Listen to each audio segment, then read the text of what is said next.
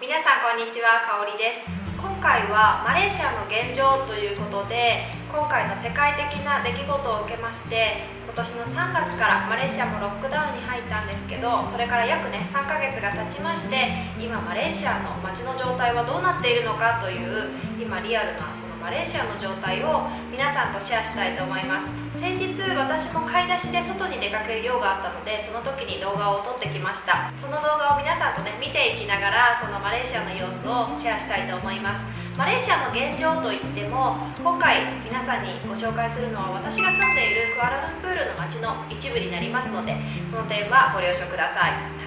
今回はですね、チェラスにあるマイタウンショッピングモールと、そのショッピングモールに隣接してある IKEA に行ってきました。で、マレーシアのショッピングモールは日本のショッピングモールの規模に比べると本当に全然比べ物にならないぐらい大きいショッピングモールがものすごくたくさん立っています。でですね、ショッピングモールの中に入ってみると、やっぱりね、人が少なくってかなりガランとした感じがします。もちろんお客さんはいるんですけど、やっぱりポツポツポツとした感じですね。今回の出来事よりね、以前のような人の賑やかさっていうのはほとんど今感じられなくなっている状態です。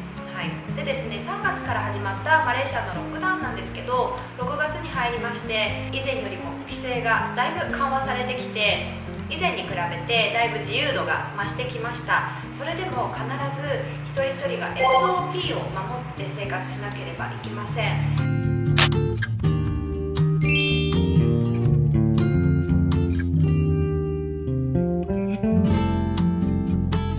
SOP は何かというと、まずショッピングモールに入るときに体温チェックをして、あとは名前の記入、個人情報の記入といったことを、お店を開く人もさまざまなルールのもと活動しなければいけない。それを SOP と言います。私たちもショッピングモールに入る前に先ほど言ったような手順を踏んでショッピングモールにまず入ります。で、ショッピングモールの中に入っているそれぞれのお店を利用する前にも、先ほど言ったような手順を一つずつ経て入店しなければいけません。レストランも同様です。お店の前には基本的に QR コードと手書きで書くリストがあります。それぞれお客さんが選んで、バーコードで QR コードを読み取ってデータで入力するのか、それとも紙で書くのか、それは選ぶことができます。で、今回私たち買い出しの時にレストランで外食もしました。入店の際の手順は今お話ししている手順と同じなんですけど、それでもやっぱりそれぞれの席、かなりソーシャルディスタンスのための距離が設けられています。赤い×印でここは座れませんというような印がつけられていたりとか、対面で食事をする場合もテーブル2つ分の距離が設けられていて、本当にソーシャルディスタンスが徹底されているなという感じですね。レジの前もソーシャルディスタンスのためのラインが一定の距離で引かれています。ショッピングモール内とかお店の中のベンチも先ほど言ったような赤いシールで×のマークが貼ってあるので、ソーシャルディスタンスを保って一定の距離で使えるところ、使えないところ、使えるところ、使えないところという感じで、それぞれに全て印が施されています。でですね、マイタウンショッピングモールでは人の多さっていうのはそれほど感じなかったんですが、 IKEA に移動してからものすごく人の多さを感じました。今までの静けさが嘘みたいだったぐらい人がものすごく IKEA に流れ込んでいて、私も驚きました。まず入店する前にすでに長い行列ができていました。IKEA の場合は一人一人額の体温チェックではなくて、モニターの前に入店する前にお客さんが立ってサーモグラフィーみたいな感じで、そういった体温チェックが行われていました。で、 IKEA の店内に進んでいくとすごく人混みがいっぱいあって、家具を見ていたりとか雑貨を見ていたりとか、本当にソーシャルディスタンスはどこへやっていうぐらいものすごく店内人混みで溢れていたんですけど、その中でも人がものすごく溢れ返っていた場所がどこかというと、なんとキッチン用品の売り場がものすごく人で溢れていたんです。多分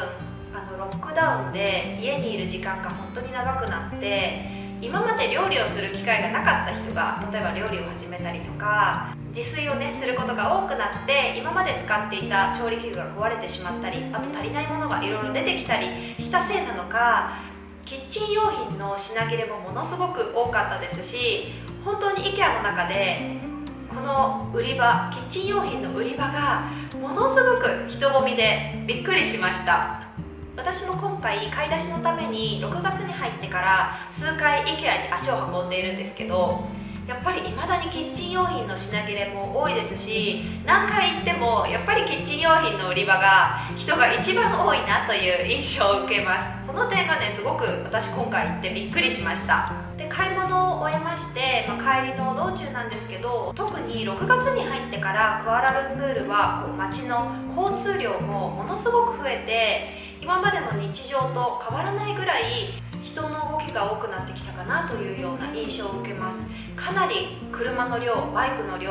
多くなってきました。今までねロックダウン中とか CMCO 中とかは、夕方の渋滞あまりなかったんですけど、6月に入ってから夕方の渋滞も見られるようになってきて、そういうのを見ると本当に交通量増えてきたな、今までの日常に戻りつつあるなというような印象を受けますね。その分本当に人の動きも多くなってきて活発になってきました。はい、でですね、今ざっと買い出しに行った時の様子とか、ちょっと街の様子であったりとか皆さんとシェアさせていただいたんですけど、